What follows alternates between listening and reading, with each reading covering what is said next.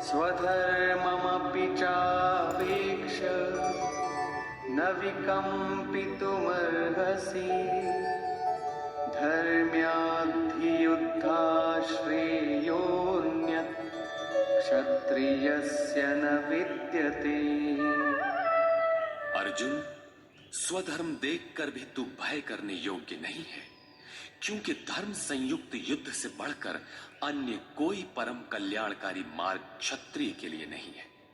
अभी तक तो आत्मा शाश्वत है, आत्मा सनातन है, वही एकमात्र धर्म है कहा गया है। अब ये स्वधर्म कैसा? धर्म तो एकमात्र आत्मा ही है, वो तो अचल स्थिर है, तो धर्माचरण क्या? किंतु इस आत्म पथ में प्रवृत्त होने की क्षमता हर व्यक्ति की अलग अलग होती है। स्वभाव से उत्पन्न इस क्षमता को स्वधर्म कहा गया है। अर्जुन क्षत्रिय श्रेणी का साधक है। श्री कृष्ण कहते हैं कि क्षत्रिय श्रेणी के साधक के लिए युद्ध के अतिरिक्त कोई कल्याणकारक रास्ता है ही नहीं। प्रश्न उठता है कि क्षत्रिय है क्या? प्रायः लोग इसका आशय समाज में जन्मना उत्पन्न ब्राह्मण, क्षत्रिय, वैश्य, शूद्र जातियों से लेते हैं। इन्हें ही 4 वर्ण मान लिया जाता है, किंतु नहीं। शास्त्रकार ने स्वयं बताया है कि क्षत्रिय क्या है, वर्ण क्या है। यहां उन्होंने केवल क्षत्रिय का नाम लिया और आगे 18वें अध्याय तक इस प्रश्न का समाधान प्रस्तुत किया कि वस्तुतः ये वर्ण हैं क्या और कैसे इनमें परिवर्तन होता है। श्री कृष्ण ने कहा, चातुर्वर्ण्यम मया सृष्टम, 4 वर्णों की सृष्टि मैंने की, तो क्या मनुष्यों को बांटा? श्री कृष्ण कहते हैं कि नहीं, गुण कर्म विभागशः, गुणों के माध्यम से कर्म को 4 भागों में बांटा। ये देखना है कि वो कर्म क्या है जिसे बांटा गया। गुण परिवर्तनशील है। साधना की उचित प्रक्रिया द्वारा तामसी से राजसी और राजसी से सात्विक गुणों में प्रवेश मिलता जाता है। अंततः ब्राह्मण स्वभाव बन जाता है। उस समय ब्रह्म में प्रवेश दिला देने वाली सारी योग्यताएं उस साधक में रहती हैं। वर्ण संबंधी प्रश्न यहां से आरंभ होकर 18वें अध्याय में जाकर पूर्ण होता है।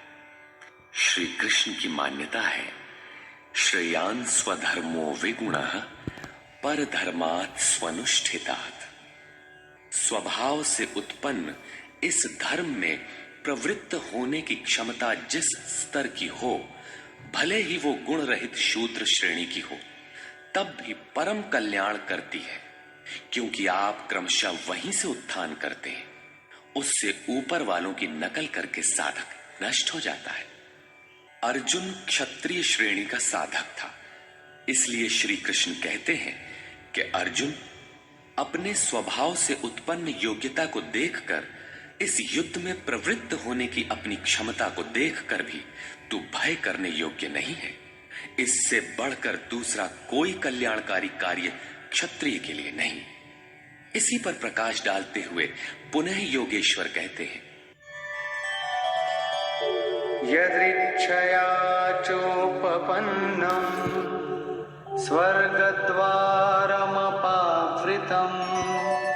सुखिनः क्षत्रियाः पार्थ लभन्ते युद्धमीदृशम्। पार्थिव शरीर को ही रथ बनाकर अचूक लक्ष्य वेदी अर्जुन, स्वतः प्राप्त स्वर्ग के खुले हुए द्वार रूपी इस युद्ध को भाग्यवान क्षत्रिय ही प्राप्त करते हैं। क्षत्रिय श्रेणी के साधक में तीनों गुणों को काट देने की क्षमता रहती है। उसके लिए स्वर्ग का द्वार खुला है, क्योंकि उसमें दैवी संपद पूर्णता अर्जित रहती है। स्वर में विचरने की उसमें क्षमता रहती है। यही खुला हुआ स्वर्ग का द्वार है। क्षेत्र क्षेत्रज्ञ के इस युद्ध को भाग्यवान क्षत्रिय ही पाते हैं, क्योंकि उनमें ही संघर्ष की क्षमता है। दुनिया में लड़ाइयां होती हैं, विश्व सिमट कर लड़ता है, प्रत्येक जाति लड़ती है, किंतु शाश्वत विजय जीतने वाले को भी नहीं मिलती। ये तो बदले हैं। जो जिसको जितना दबाता है, कालांतर में उसे भी उतना ही दबना पड़ता है। ये कैसी विजय है जिसमें इंद्रियों को सुखाने वाला शोक बना ही रहता है, अंत में शरीर भी नष्ट हो जाता है। वास्तविक संघर्ष तो क्षेत्र और क्षेत्रज्ञ का है।